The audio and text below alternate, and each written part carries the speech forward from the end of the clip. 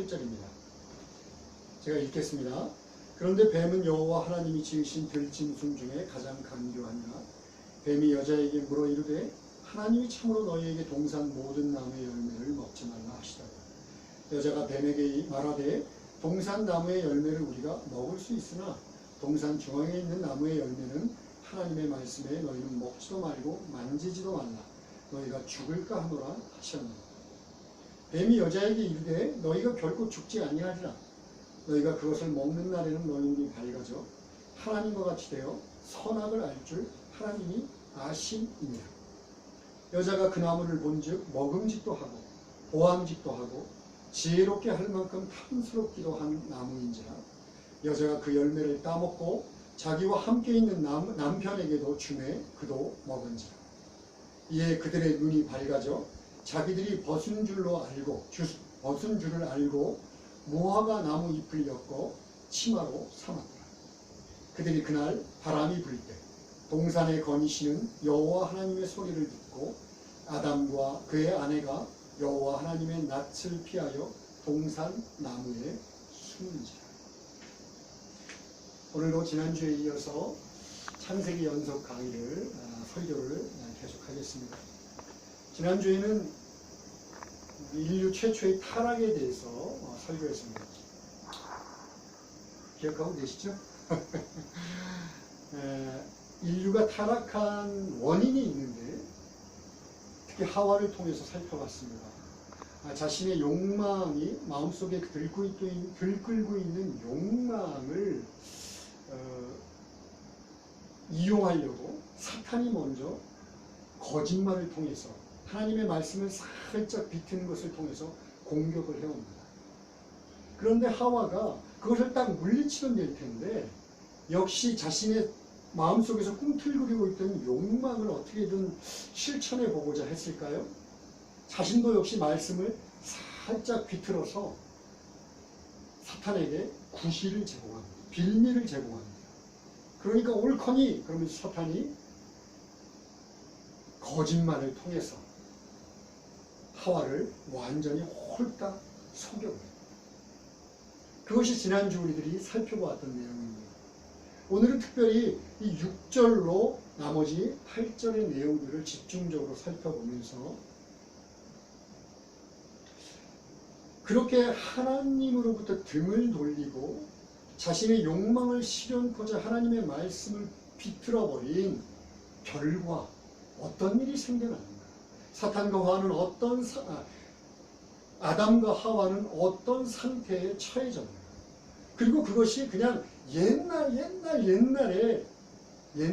아니라 지금 이 시대를 살고 있는 우리들에게는 어떤 영향력을 끼치고 있고 어떤 의미를 갖고 있는가를 함께 살펴보려고 합니다.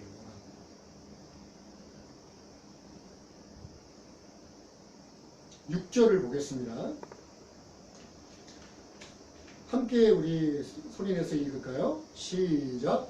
여자가 그 나무를 본즉 먹음직도 하고 보암직도 하고 지혜롭게 할 만큼 탐스럽기도 한 나무인지라. 여자가 그 열매를 따먹고 자기와 함께 있는 남편에게도 주매 그도 먹은지라. 여러분, 이 나무는 어떤 나무죠? 선악과입니다. 선악과, 그죠? 선악과는 하나님께서 먹지 마 라고 명령하신 나무고, 먹으면 어떻게 된다고요? 반드시 죽으리라 라고 금지한 나무의 열매입니다. 그런데 이 나무를 지금 하와가 보니까 그렇게 무섭게 하나님이 금지할 만한 이유가 별로 없는 것 같아요.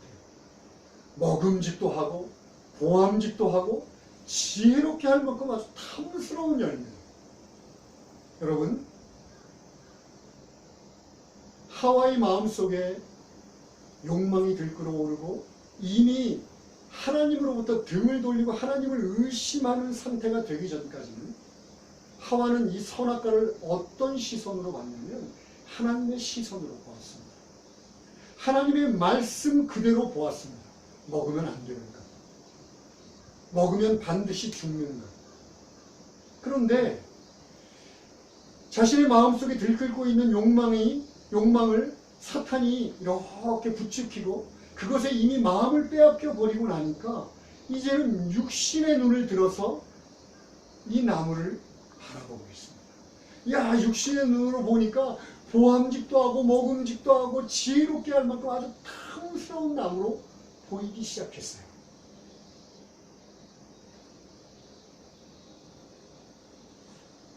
여러분, 이 6절 한 절을 통해서 우리들은 두 가지, 이 시대를 관통하고 있는 두 가지 진리를 깨달아요. 첫 번째는요,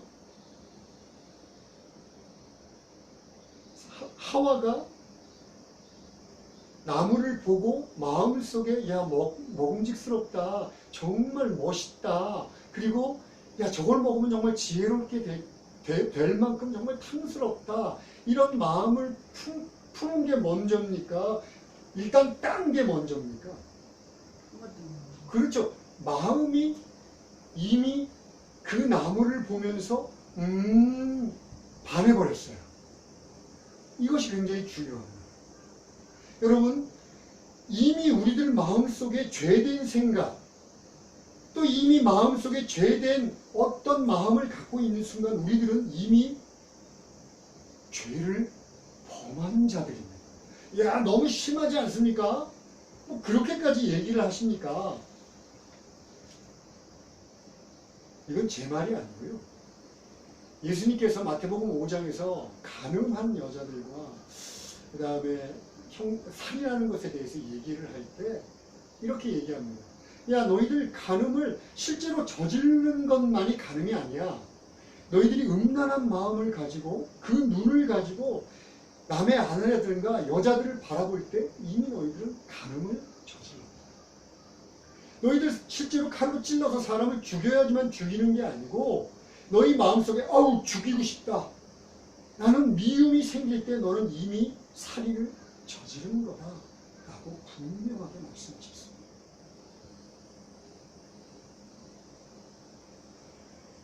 이런 하나님의 말씀의 경고를 그대로 받아들였던 신앙의 선배들은요, 자신의 죄를 하나님 앞에 고백할 때 행동으로 지은 죄만이 아니라 마음으로 지은 죄, 생각으로 지은 죄를 모두 함께 고백했습니다. 하나님, 제가 행동으로 지은 죄 말고도요, 이런 마음으로 지은 죄, 이런 생각으로 지은 죄를 주님 앞에 고백합니다.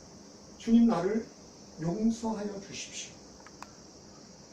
왜냐하면 그 죄들이 깨끗함을 받지 않으면 하나님의 거룩한 백성으로서 하나님의 마음에 맞는 신앙생활을 할 수 없기 때문에 그렇습니다.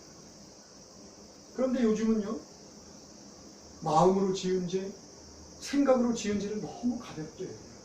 그리고 아무것도 아닌 것처럼 살아요. 여러분, 사람들은 속일 수 있을지 모릅니다. 아, 저 사람은 보니까 거룩해 보여. 아이, 저 목사 신앙 강단에 서서 설교도 잘하고 거룩한 척 하니까 여러분들은 저를 거룩하게 볼지도 모르겠어요. 그러나 제 마음속에 미움과 질투와 시기와 원망과 욕심과 얼마나 많은지 고백해야 합니다. 하나님, 잘못했습니다.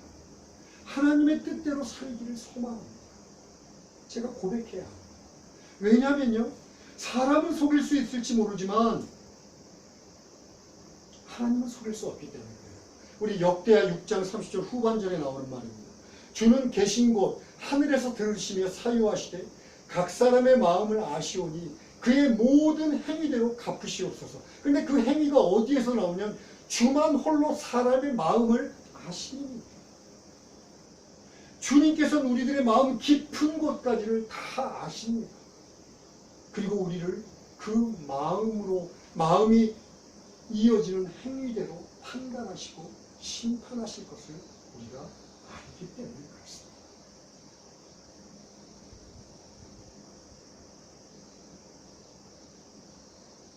두렵고 떨리지만 먼저 하와를 통해 우리들은 이 마음 속에 하나님의 말씀을 받아들여요. 두 번째, 이 6절을 통해서 보고 싶은 것은 우상의 문제입니다. 여러분, 여기에 무슨 우상의 문제가 있어? 어디 우상의 우자도 안 보이네. 그렇게 생각되시죠? 잠깐 알아봅시다. 여러분, 이 하와가 그 나무를 본즉 먹음직도 하고 보암직도 하고 지혜롭게 할 만큼 탐스럽기도 한 것이 그 선악과의 실체일까요?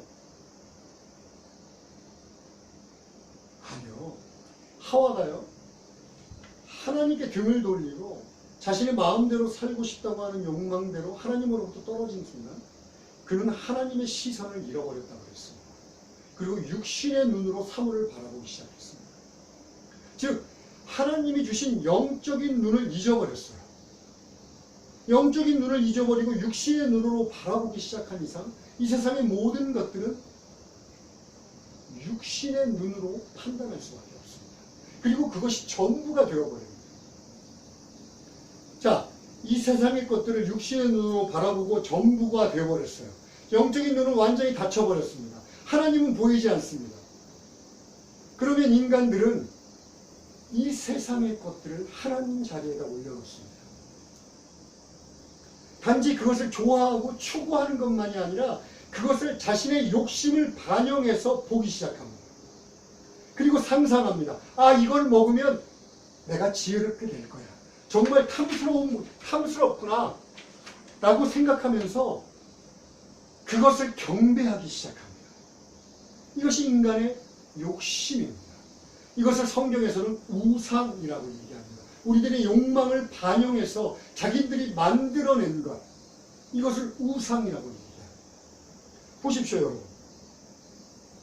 영적인 눈이 닫히고 육적인 눈이 열리는 순간 이 선악과는 자신에게 우상이 됩니다.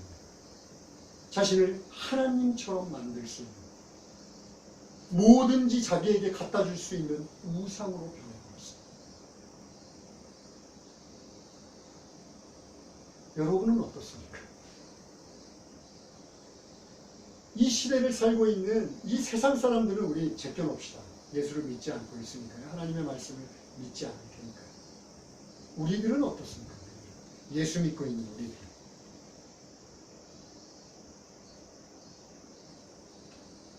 이 세상의 것들을 전부인 것처럼 살고 있지 않다고 자신할 수 있습니까? 교회에 다니는 목적이 정말 하나님의 시선을 회복하기를 원한다는 그 유일한 목적을 갖고 오셨다고 자신할 수 있습니까? 여러 가지 설교가 가능합니다. 그런데 오늘 본문을 통해서 우리 한 가지만 깊이 생각해 봅시다.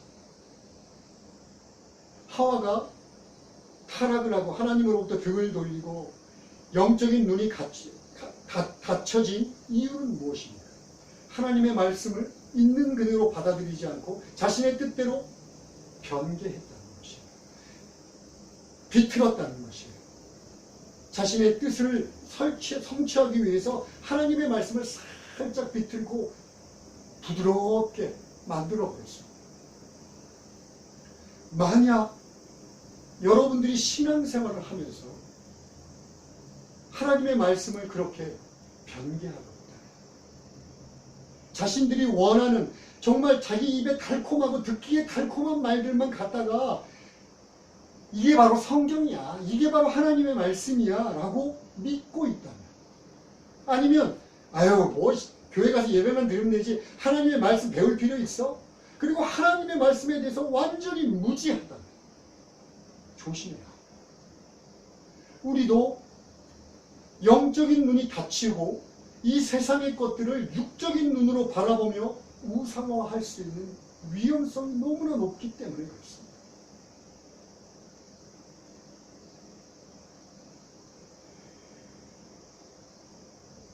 하나님의 말씀을 있는 그대로, 그리고 열심히 보고 설교 듣고 알려고 노력해요. 그것만이 하나님으로부터 벗어나서 하와처럼 범죄를 저지르고 이 세상의 모든 것들을 우상으로 삼고 결국은 그 우상의 노예가 되는 어리석음에서 벗어나는 유일한 길일지도 모릅니다. 자, 그렇다면 사탄이 그랬어요. 5절에서 에이 야, 그거 먹으면 너 눈이 맑아져. 하나님과 같이 돼. 선악을 알게 될 거야. 그렇게 하와를 꼬셨습니다. 과연 그렇게 됐을까요? 먼저 그것을 알아보기 전에 하나 분명히 하고 넘어가야 되겠습니다. 결론을 위해서 하나 분명히 하고 넘어갈 게 있습니다. 하나님은 선악과를 따먹으면 너는 반드시 죽는다고 경고하셨습니다. 그 경고대로 아담은 죽었습니다. 아담과 하와가 따먹는 순간 바로 죽은 것이 아니라 원래 하나님과 육체를 잊고 영원히 살도록 되어 있는 존재가 그 선악과를 따먹는 순간 누구나, 아담 이후에 누구나 육체적인 죽음을 한번 경험해야 합니다. 뭐 이거는 제가 설명하지 않아도 다 아시죠? 안 죽는 사람은 아무도 없습니다. 그죠?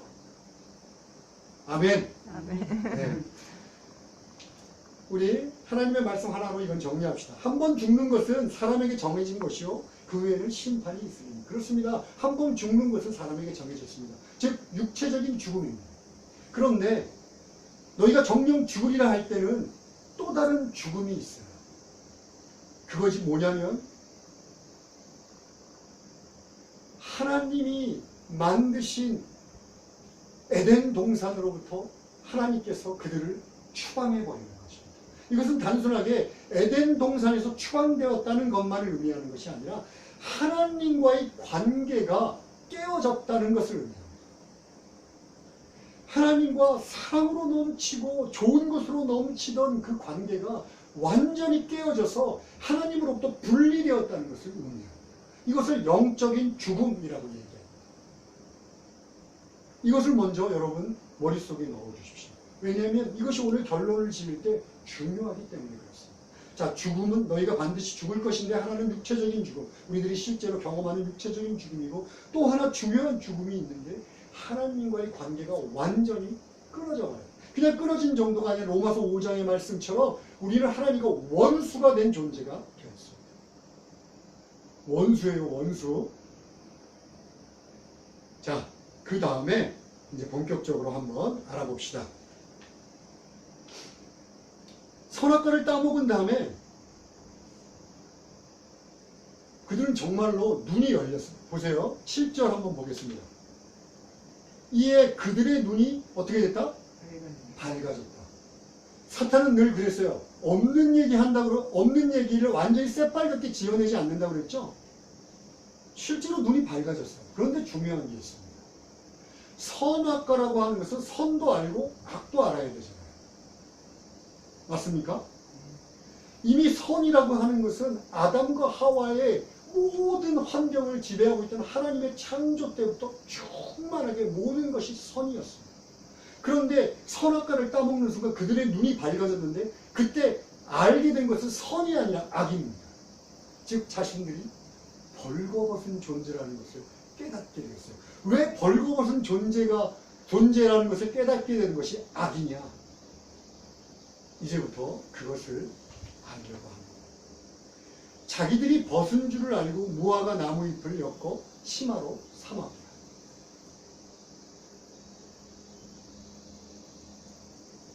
여러분 2장 25절에 보면요. 그들은 벌거벗은 존재였지만 잠시만요. 제가 읽겠습니다. 저하고 읽죠. 25절입니다. 아담과 그의 아내 두 사람이 벌거벗었으나 부끄러워하지 아니하였더라. 전혀 부끄러워하지 않았어요. 그런데 선악과를 따먹는 순간 부끄러운 것이 너무 수치스러워요. 창피해 죽겠어요. 서로에게. 그래갖고 서둘러서 무화과 잎을 따갖고 얼기설기 만들어서 수치스러운 것을 가립니다. 허리를 이렇게 가렸다. 여기서는 치마로 삼았다. 치마로 만들었다라고 되어 있는데 원래는 이 허리 밑에를 감추었다 이런 뜻이에요. 허리 밑에를 덮었다. 너무 부끄러움이 되는 거예요. 여러분 죄악은 부끄러움을 초래합니다. 아 그래요? 제가 대단한 이론이나 신학적인 설명을 하지 않아도 여러분 잘 알 수 있습니다. 죄는 부끄러움을 초래합니다. 저를 비롯해서 여러분 사람들에게 자신에게 가까운 사람에게마저도 밝히 드러내지 못하는 부끄러워서 감추고 싶은 것이 있지 않습니까? 없나요? 반드시 있습니다. 여태까지 내가 이것만은 드러내고 싶지 않아, 정말 감추고 싶어 하는 것들이 반드시 있습니다. 그런데 그게 어디서 기인했습니까? 죄로부터 기인했어요. 자신이 저지른 죄만이 아니라 누군가가 저지른 죄를 피해를 입음으로 생긴 부끄러움입니다. 예를 들어서 어렸을 때 학대당한 경험, 아버지의 죄지만 그 경험이 자기를 너무너무 부끄럽게 만들어요. 그래서 그게 트라우마가 생길 정도입니다. 누군가 내가 거짓말을 해서 남들 것을 취했던 경험, 부끄럽습니다. 남을 속였던 거, 성적으로 타락했던 거, 누군가에게 감추어서 감추고 싶은 부끄러움이 얼마나 많은지 모르는데 이 모든 것들이 죄로부터 기인합니다. 죄는요, 부끄러움을 갖고. 그러니 당연히 죄를 짓고 나니까 그렇게 사랑했던 아내가, 그렇게 사랑했던 남편이 부끄러움의 대상이 됩니다. 부끄러움을 서로 주고받는 대상이죠. 물론요, 죄라는 건 무서워서 죄를 거듭해서 짓고 거듭해서 지으면 그 부끄러움에 대해서도 둔감해집니다. 그러니까 아주 대놓고 나는 이런 짓거리를 했어 라고 떠들고 있거나 아니면 정신병에 걸려버리거나 그런 사람도 있을 수는 있어요. 그러나 원래 인간의 본성은 죄를 지는 것은 부끄러워. 그러니까 급하게 무화과 나무를 따갖고 허리 밑에를 가립니다. 그런데 여러분, 여기서 보면 나뭇잎을 엮었다 이렇게 되어 있는데 원어상으로는 아주 얼기설기 엉성하게 대충 만들었다는 뜻입니다. 우리들이 인간이 자신의 부끄러움을 감추기 위해서 얼기설기 엮음으로 치마를 만들지만 그것으로 감출 수 없습니다. 왜냐하면 이것은 단지 수치스럽다는 현상이 아니라 그 밑에 뿌리가 있기 때문에 그래요. 이 수치스러움을 느끼게 되는 뿌리가 있어요. 그게 뭐냐면 8절입니다. 우리 8절 함께 읽어주시겠습니까? 시작. 그들이 그날 바람이 불 때 동산에 거니시는 여호와 하나님의 소리를 듣고 아담과 그의 아내가 여호와 하나님의 낯을 피하여 동산 나무 사이에 숨은지라. 여기서 바람이 불 때라는 것은 히브리적인 시적인 표현인데요. 해가 지면 선선한 바람이 불어와요. 히브리 나라에는. 그러니까 바람에 불 때라는 것은 해질녘쯤에 선선한 바람이 불어서 정말 생활하기 좋을 때, 그때를 의미합니다. 그때 아마 하나님께서 에덴 동산에 임하셨나 봐요. 그리고 아담과 하와와 아주 사랑이 넘치고 친밀한 교제를 나누셨던 거예요. 그때까지는 그랬습니다. 죄를 짓기 전까지는. 그런데 죄를 지으니까 하나님의 낯을 피하여 동산 나무에 숨어버립니다. 왜 숨냐면요. 보세요. 죄송합니다. 여기 안 적혀있네요. 제가 읽겠습니다.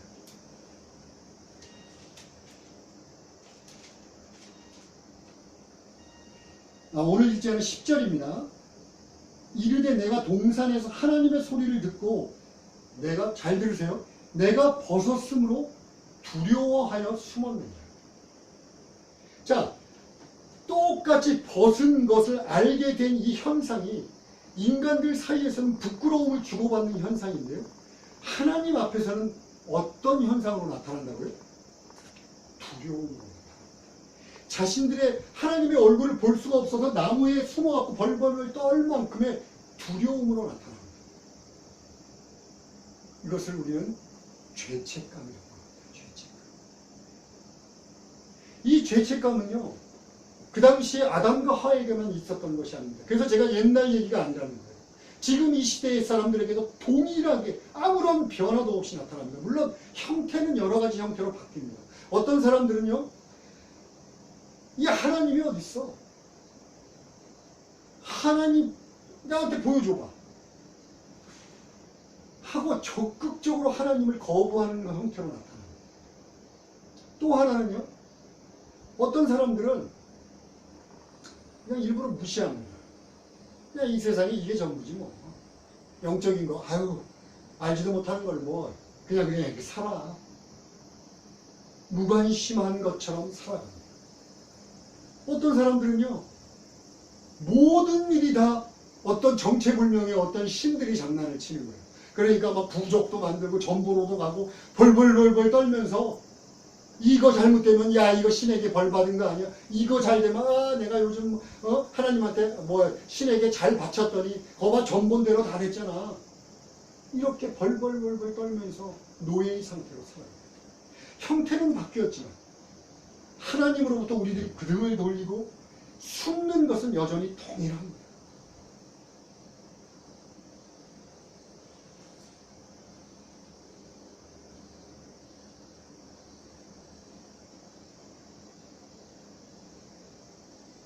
자, 그렇다면 하와가 선악과를 따먹고 남편에게도 주어서 같이 아담과 하와가 범죄한 이후에 이들은 벗은 수치스러운 것을 가리기 위해서 무화과 잎으로 그 수치를 덮으려고 했던 노력, 그리고 하나님이 너무 두려워서 그저 피하는 것으로 하나님 그 두려움을 없애고자 했던 그런 도망가는 어떤 방법들, 이런 방법들을 통해 그들이 자신의 수치를 가리지도 못했을 뿐만 아니라 내일 우리가 다음 주에 다시 한번 깊이 살펴보겠지만 그들의 수치를 가리지도 못했을 뿐더러 하나님을 피하여 숨지도 못했습니다. 즉 인간의 노력으로는 인간 서로의 수치를 가릴 수도 없고 또 하나님으로부터의 그 두려움을 감출 수도 없습니다. 그렇다면 인간은 불가능하면 그렇다면 하나님은 하실 수 있을까요? 하나님. 아멘. 봅시다. 창세기 3장 21절입니다. 여기 앞에 보시고 읽어주세요. 큰 소리로. 여호와 하나님이 아담과 그의 아내를 위하여 가죽옷을 지어 입히시니라. 다시 한번 읽을까요? 여호와 하나님이 아담과 그의 아내를 위하여 가죽옷을 지어 입히시니라. 가죽옷은 소위 말해서 모피입니다. 모피. 요즘 사람들이 좋아하는 모피. 3장 21절입니다.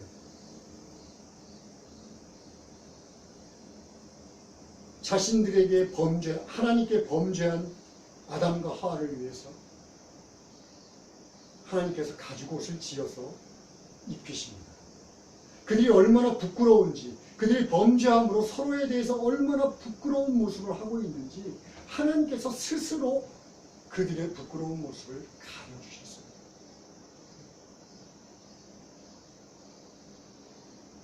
자, 두 번째. 그런데 그것은 그냥 현상입니다. 아까도 얘기했지만 수치스러움을 가리는 건 현상이에요. 부끄러움을 느끼는 건 현상입니다. 뭔가 가죽옷이라고 하는 것은 근본적인 어떤 것을 해결하지 않으면 안 돼요. 여러분, 가죽으로 옷을 지으려면 뭐가 전제가 되어야 됩니까? 양이 필요하죠. 양? 이게 양인지 어떤지 모르지만 지금 말씀하신 처럼 짐승을 먼저 죽여야 합니다. 그렇죠? 짐승을 죽여서 피를 다 뽑아서 가죽을 다 벗겨내서 그것을 잘 말려서 그걸로 한 땀 한 땀 따서 치마를 만들어야 합니다. 여기서 가죽 옷, 여기는 아까 얘기했던 대로 그냥 치마 얼기설긴 허리를 덮는 것이 아니라 제대로 된 옷을 지어서 입힙니다. 완전하게 우리들이 지금 부끄러움을 가리는 것과 똑같아요. 그런데 이것의 전제는 동물의 희생을 필요해요. 여러분, 3장 21절의 이 말씀으로부터 시작해서 하나님은 인간의 범죄를 용서할, 인간의 범죄와 타락을 용서할 길을 얘기하셨어요. 그게 뭐냐면 그리스도 예수의 십자가의 죽음. 끊임없이 성경을 통해서 이 말씀을 예언해 갑니다. 이것과 함께 원시복음은 우리가 다음 주에 살펴볼 텐데 원시복음으로부터 시작해서 끊임없이 예수 그리스도가 2000년 전에 십자가에 달리시기 전까지 하나님께서 우리들의 죄를 위해서 예수 그리스도를 죽이시고 피를 흘리시고 살을 찢겨서 우리들의 피값을, 우리들의 죄값으로 지불하겠다고 약속하십니다. 약속하십니다.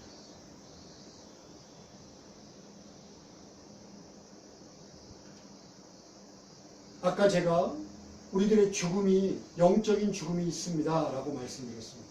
그 영적인 죽음이라고 하는 것은 관계가 깨어지는 것을 얘기합니다. 예수 그리스도의 십자가의 사건은 많은 의미에서 놀라운 복음의 진리를 담고 있지만 오늘 관계라는 측면에서 한번 봅시다. 골로새서 1장 20절입니다. 그의 십자가의 피로 화평을 이루사 만물 곧 땅에 있는 것들이나 땅 하늘에 있는 것들이 그로 말미암아 그 다음 뭐라고요? 자기와 화목하게 되기를 기뻐하셨다. 끊임없이 막힌 담을 허셨다. 화목을 이루었다. 화평을 세웠다. 예수님께서 돌아가셨던 그 사건, 십자가에 달려서 피를 흘리며 죽었던 그 희생의 사건을 통해서 하나님께서 계획하셨던 것은 그 아담과 하와가 범죄함으로 인해서 완전히 산산조각난 하나님과 우리들의 관계를 다시 회복시키는 것입니다. 이것만이 인간이 서로에 대해서 느끼는 수치와 하나님 앞에 두려워서 벌벌 떠는 그 두려움과 이 모든 것들을 해결할 수 있는 유일한 방법이기 때문에 그렇습니다. 인간들이 고안해는 어떤 방법으로도 인간들이 서로에게 서로를 상처 주고 수치를 주는 것을 막을 수 없습니다. 인간들이 고안하는 어떠한 철학이나 사상으로도 하나님의 두려움으로부터 우리를 자유롭게 할 방법이 없습니다. 오직 예수 그리스도의 십자가만이, 예수 그리스도의 십자가의 약속만이 이 일을 이루실 수 있습니다.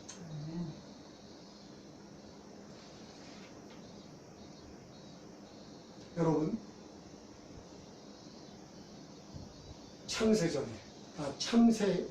우리가 오늘 배웠던 창세기 3장의 얘기가 그저 아주 먼 옛날 얘기가 아니라 지금 이 시대에도 동일하게 반복되고 동일하게 영향을 미치고 동일하게 하나님의 섭리 안에서 진행되고 있다는 사실을 기억해야 합니다.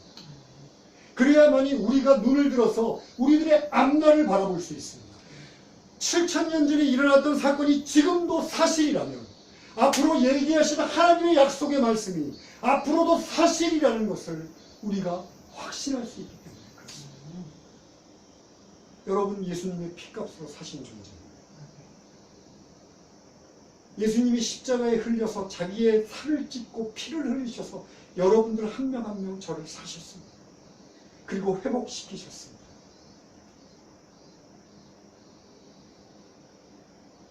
약속하신 말씀 위에 섭시다. 하나님의 약속 위에 바로 섭시다. 사탄은 또 속일 거예요.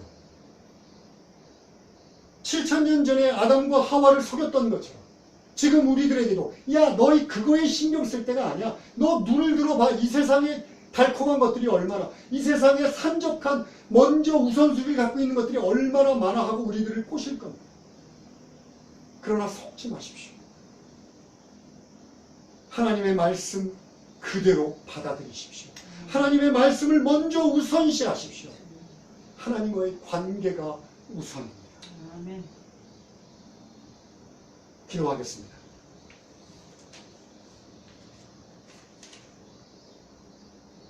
우리 기도하기 전에 잠깐 우리 찬양 한곡 할까요? 제가 오늘 급하게 아침에 하나님이 주신 감동이 있어서 이 찬양을 같이 불렀으면 좋겠습니다.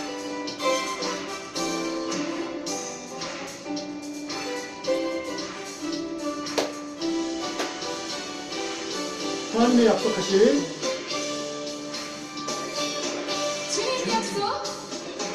주의 약속하신 말씀 위에서 영원토록 주를 찬송하리라.